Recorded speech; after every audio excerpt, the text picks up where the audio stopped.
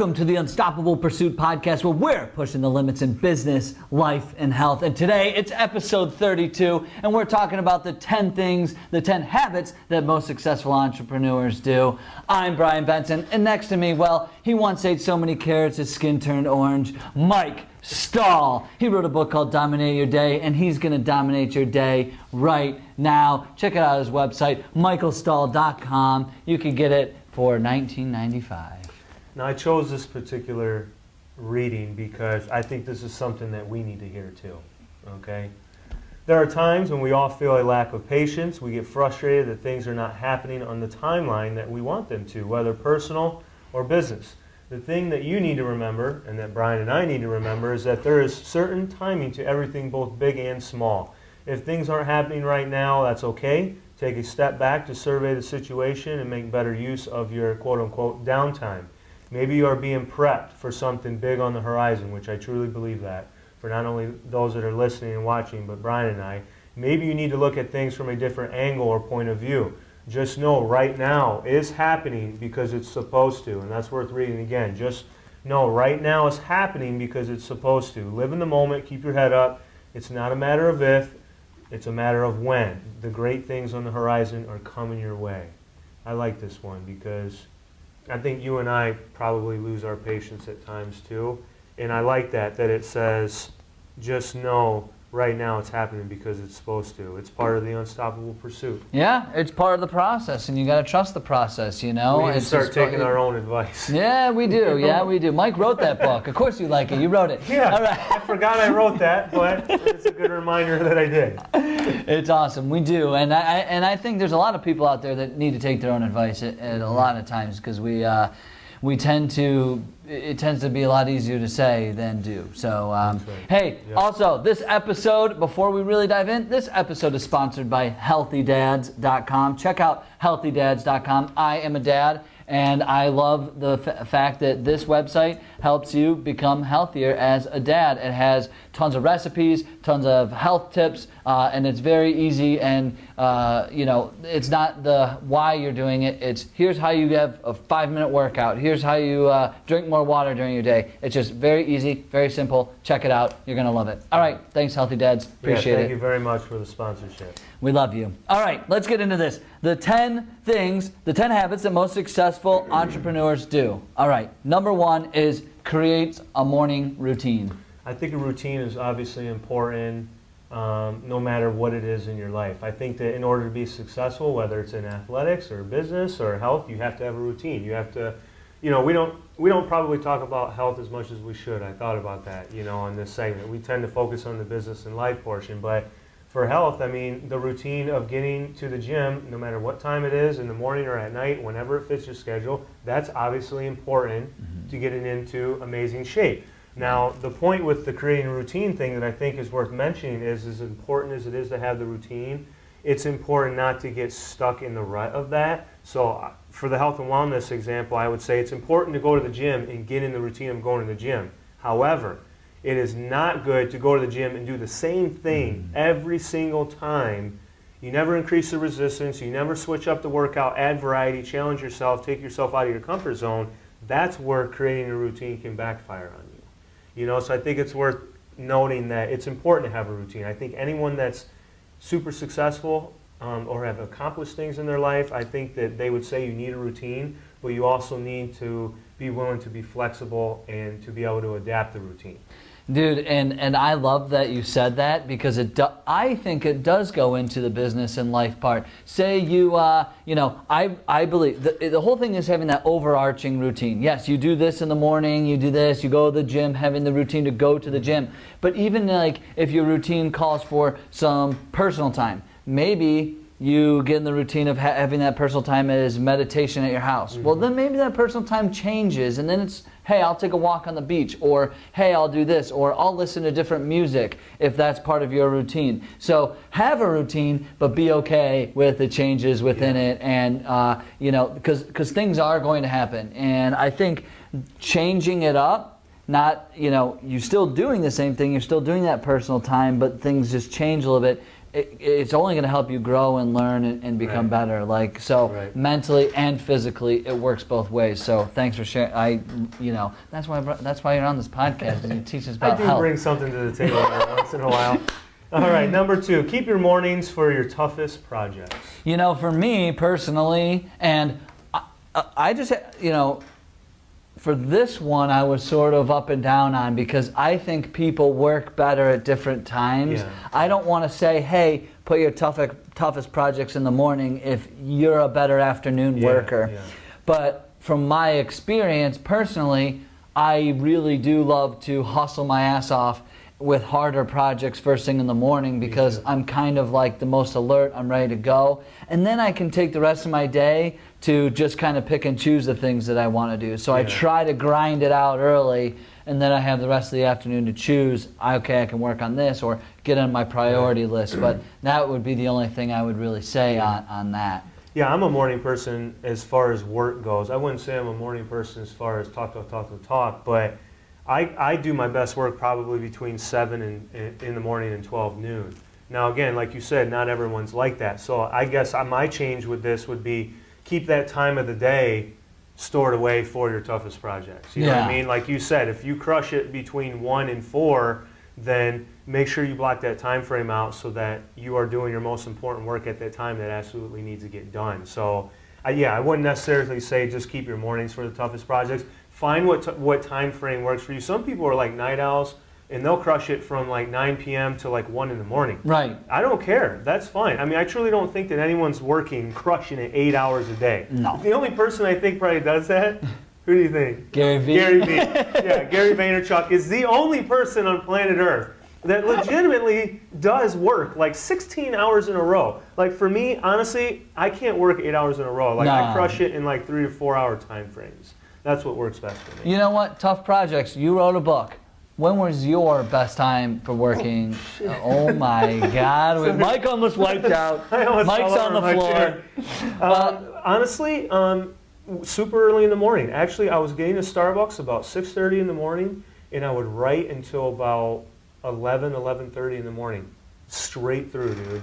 Yeah. I drink like 2 or 3 coffees in that time, get up to pee, and then like I didn't write the rest of the day because I wasn't inspired to write in the afternoons or at night. I just crushed it in the morning, and I did that for 2 years. Yeah, no. Go buy my book, damn it. Show me some love. MichaelStull.com. All right. Next one is give a head start to tomorrow today. This one, I think this one's important, and we kind of, when I read this one, we do this for our podcast. Like, we present our content for the day, but typically, actually, sometimes before the podcast, usually after the podcast, we're planning, we're giving time to what our next podcast is going to be as far as what we want the content to be, such and such. So I think it's important to focus. Obviously, we always talk about being in the present and focusing on what you deem to do right now. But you would be a fool not to schedule a little bit of time to have your mastermind like what you do and plan for the next day's activity. Because what's that saying go? If you don't plan, you plan to fail, basically, right? Is that how the saying goes? I don't know. I haven't heard it, but yeah, I'll take it. Fail to plan. By Mike Stull. Fail to plan, then you're planning to fail. Yeah, exactly. So if you're not taking a little bit of time, if we don't take time today to plan for tomorrow or our next podcast, then we're going to go in like blind sheep, and we're not going to really have a strategic game plan. Yeah. It's like not practicing before a game. Yeah, you know what I mean? Athletically. Yeah. No, 100%. And Boy Scouts taught us this, and it's preparation. It's all down to preparation. So I've interviewed a ton of successful entrepreneurs. Check out inspirelink.com. There's nothing wrong with putting in a plug. This is our podcast. Yeah. So, but for most of the successful people, I always ask, what's something you do on a daily basis that helps you be more successful? And I would say a very large majority of them had talked about the preparation or creating like a priority list the night before. Yeah. So you wake up and you go, okay, I know what I'm doing. You're ready to go when you wake up in the morning. You're more organized. Yeah, I think that is really good to start doing some things today so tomorrow is easier and better and you're more prepared. And there's nothing wrong with winging it, but you still want to have a game plan. Right. Like we don't have this podcast 100% planned out. Like, for example, we have our bullet points of our content, but there's nothing else written on these sheets of paper. Like there's nothing. Like so we let our creativity flow from that, but we are still organized and planning ahead by having a bullet point and some sort of structure. Yeah, and Mike and I had talked about this a little bit, but that like we come up with these topics.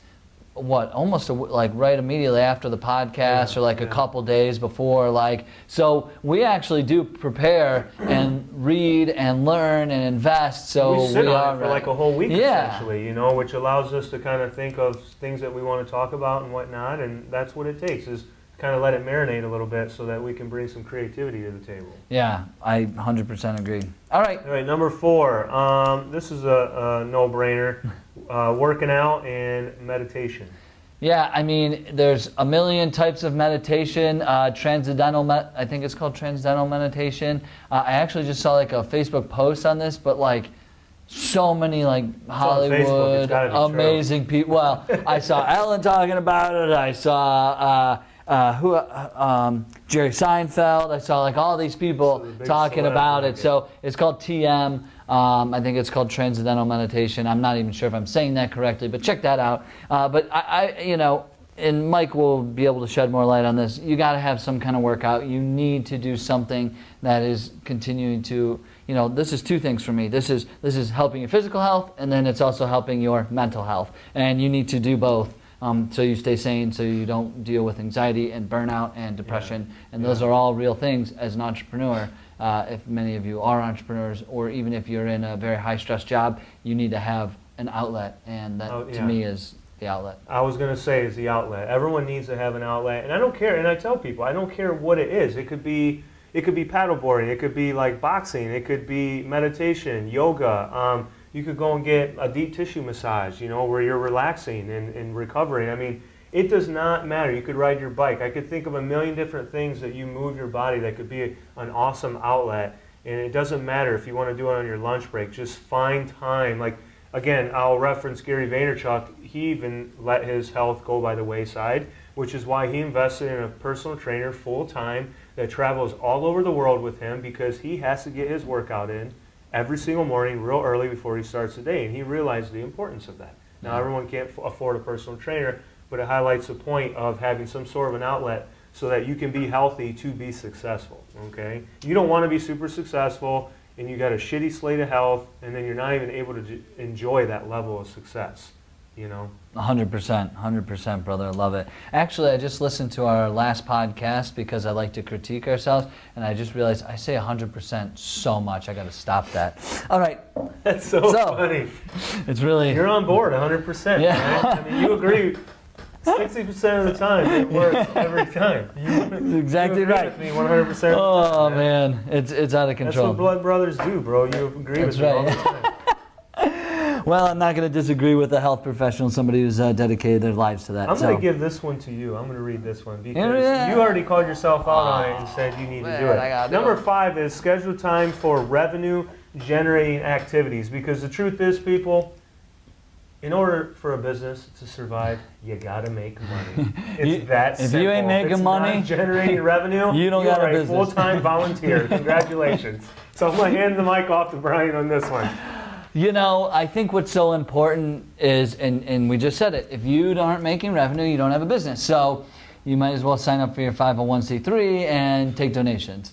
But I would say even at the nonprofit level, I think that it's so important to do those revenue generating activities every day. Sometimes I catch myself, it's not that I don't want to do it. It's not that it's not on the forefront of my mind. It's I get deep into these interviews and then editing and then curating my content and then the product itself. Yeah, right, exactly. And so I get so obsessed with it that I almost forget, oh my gosh, if I want to continue doing this, I got to go make money. So it is really, really good, and I've said this before in other podcasts, like schedule these things. I need to put this in my calendar, and I told Mike, I said, okay, now I need to realize, like, before every Thursday, like, I need to report back to Mike, because he's helping, hey, who I hit up, when I hit him up, how I hit him up, and then we continue moving from there. But those are revenue-generating activities, is sales, make sales. So I need to do it. I need to get better at it. You know what I have to say about that, Brian? 100%. 100%, bro.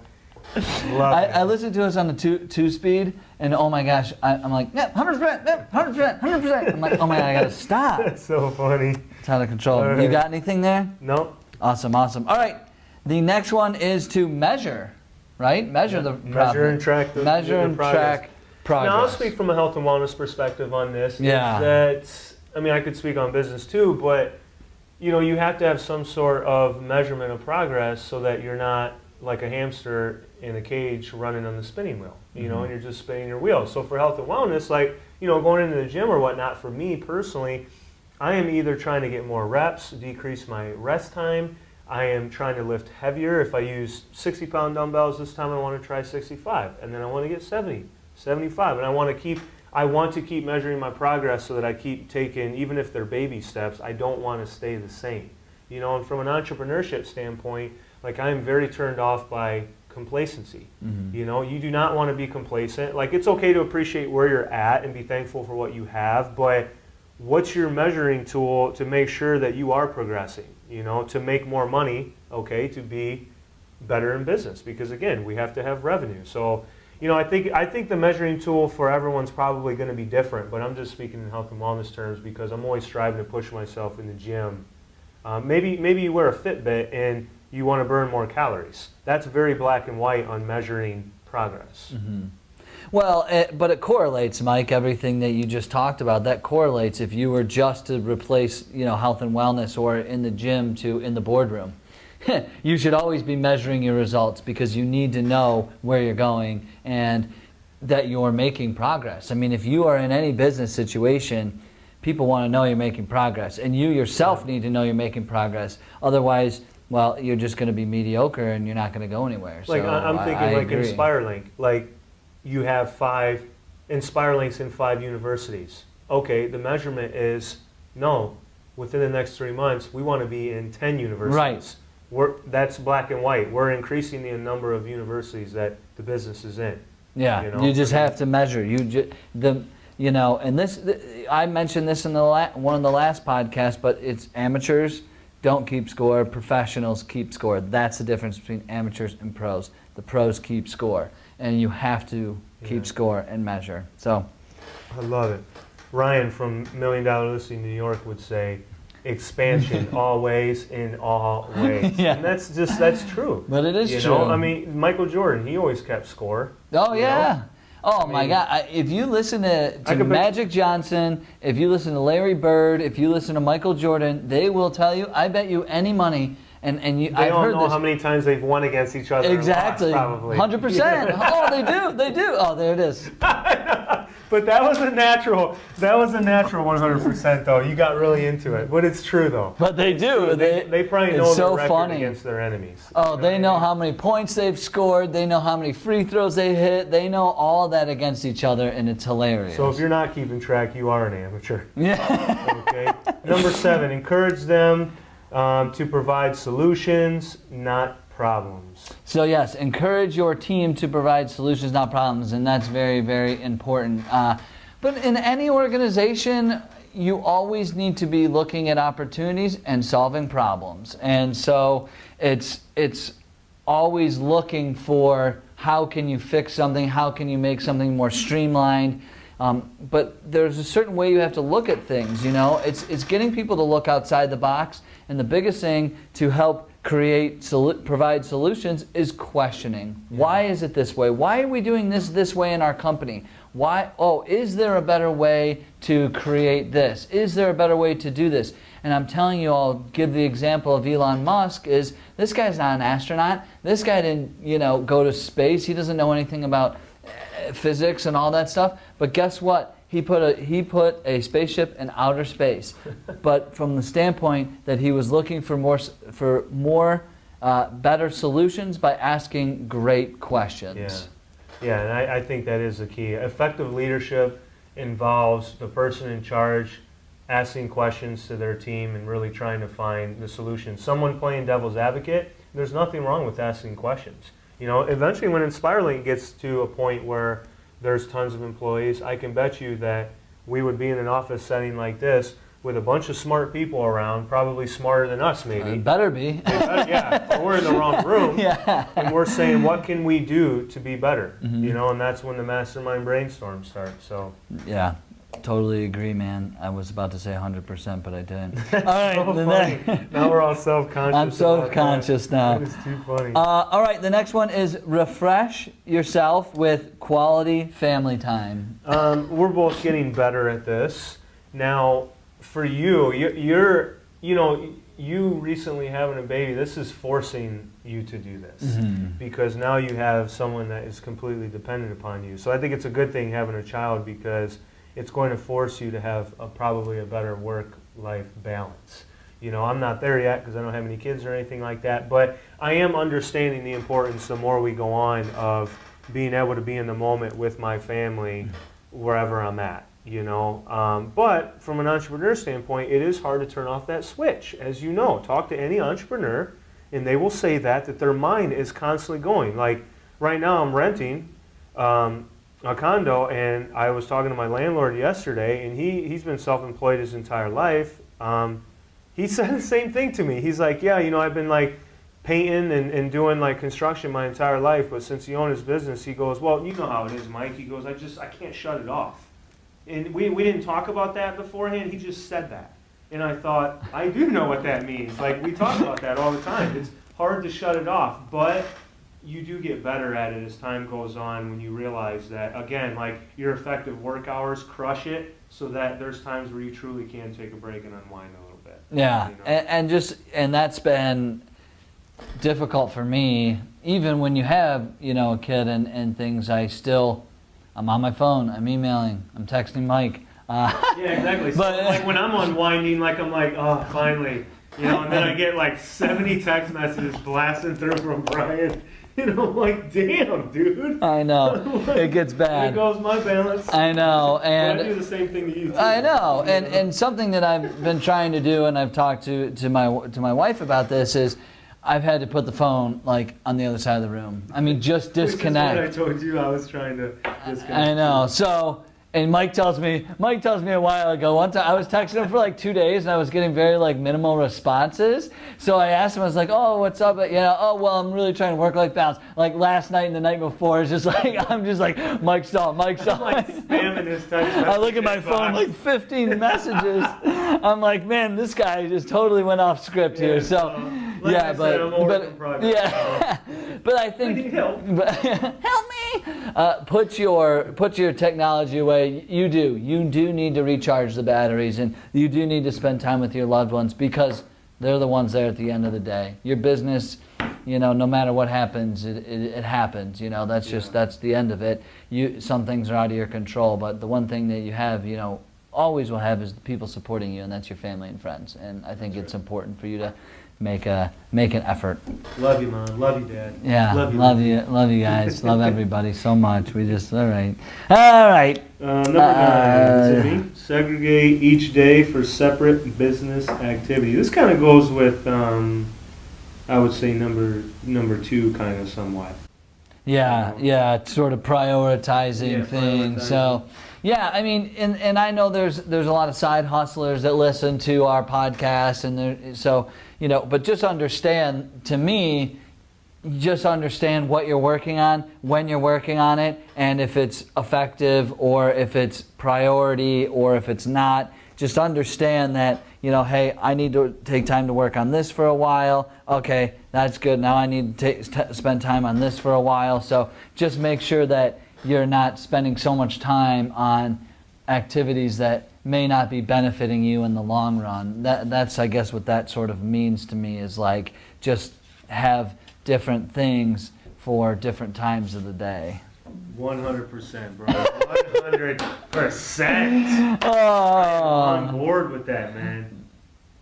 That's it. That's it. No, number 10. Number 10. No. But I mean, that was it for that one. Yeah. All right. Last one is continue learning and listening to this podcast. Yes. Well, yeah, exactly. Keep listening to this podcast because, you know, and we talked about this before. We're actually, I'm beginning to think this podcast is as much about Brian and I as it is about paying it forward to those that are watching and listening, because we're learning a lot as we go through these segments, like thinking like, we'll text each other during the week and say, dude, we need to start taking our own advice on this or on that or on this, because, it's easy to talk about, but it's hard to implement sometimes, and take your own advice. But, and again, like even Brian today was like, dude, you need to get on Amazon and order this book. And I was like, oh, what, my book, Brian? He's like, no, your book is shit. He goes, you need to go and order this book from Amazon that I'm reading, dude. It's like, it put me in a whole new mindset. And so, like, Brian's reading, like, I'm always reading different articles and whatnot. Like, we're always a work in progress. Like, even if you're worth $250 million, you still have the capability to learn new things. Like, it's impossible to know everything about everything. And you would be ignorant to think the opposite. So, just being a work in progress and accepting that there's a huge learning continuum that you're going to be on your entire life, which happens to also be called the unstoppable pursuit. Yes. See you guys. No, but great points, Mike. And just a short story. I was in this meeting today with one of the universities we're going to be working with, and I said to them when we had the conversation, I didn't walk in there saying I know everything. I know that. I literally sat there and said, this is a great conversation because I'm learning so much about what you need and how I can help. And now I know things for other universities and how to implement. Right. And if I didn't continue learning and have that open mind of that I need to continue learning, then I would be so shut off to that. But I think that it's so important, like Mike said, read something every day, listen to the Unstoppable Pursuit podcast or any podcast, whatever, but mostly ours. But yeah, you need to invest in yourself with your mind, because there's so many things out there that will really just help you with people. So anyway, all right, on to the challenge for the day. The challenge is I think that's very, very important out of all of these. If you are a side hustler, even if you are an employee or an entrepreneur, I think that revenue generating activities, I think you need to schedule that in your day every single day. If you are an employee, let me tell you something, just because your boss, his name is on your paycheck, that's not where that money's coming from. That money's coming from clients. That money is coming from the outside people that you make sales to at the end of the day. So if you are part of a team, you help make sales so you can get your paycheck, so you can go home and provide for your family. Create and do revenue generating activities every day. That's your challenge. Love it, bro. Health tip is, we all have weak areas of our body, things that we're not very good at. I will say, and I may have talked a little bit about this in a previous segment, but if you have a really weak muscle group or an area that definitely needs improvement, I often recommend doing that at the very beginning of your workout. When you have the most energy, you're the most focused. For me, would be like pull-ups. I've always been terrible at pull-ups. Growing up as a kid, I think I might have said this previously, but I never could get the pull-up challenge. I would get second place on the presidential thing because I could do the sit-ups, I could do the agility stuff, and then I'd go to do a pull-ups, and I could barely even pull myself up. So what I did was I got one of those stretch bands, and I wrapped it and tied it around the bar, the pull-up bar, and then I put my knee in it so that it helped me get out of the bottom position of a pull-up, but I had to do majority of it towards the top. And I started building up my strength on pull-ups like that, and now I can rip out like 12, 15 pull-ups like it's nothing without the band. But I always did those at the beginning of a workout. So let's say your arms are weak, do your arms at the beginning. Or let's say you have really, really weak core, do your core at the beginning, not at the end when it's really, really tired. So prioritize whatever's weak at the beginning, and you'll notice that it'll start to catch up with the rest of your body. That's awesome. Hey, that kind of goes back to the one point is, for the hardest things, save the mornings are for the toughest projects. Yes. But it's like the beginning of your workout is for the toughest part, the toughest project. Exactly. If your abs, if you're, I like that. No, and quickly, just a little side note, like my left pec is way bigger than my right pec. Let me feel. Oh my gosh, you're right. Yeah, it's like substantial. So what I do is oftentimes, I mean, I don't know whether to sue Brian or I don't know. Yeah, how what I'm was that? Was feeling that right now. sexual harassment? No, but I will prioritize doing like my right pectoral stuff before. Why is that? I don't know, man. It could be genetically, or it could be I've been overcompensating for a long time, and the left side just built up. But I'll do a lot of like right pec movements to try to catch it up in the beginning of a workout, so that it can catch up. Yeah, no, very, very important. All right, thank you guys. Thank you for joining. We really appreciate you. Hey, thank you, healthydads.com. One more time, we really appreciate your sponsorship. We also appreciate Garcia Carlson, CPA firm. Check them out if you need an accountant. We really appreciate you. All everybody who support us, please continue to subscribe, rate, and review. We are having so much fun doing this, and we want to continue doing it, but we need your downloads and we need your reviews. Thank you so much, and we'll see you all on the next episode.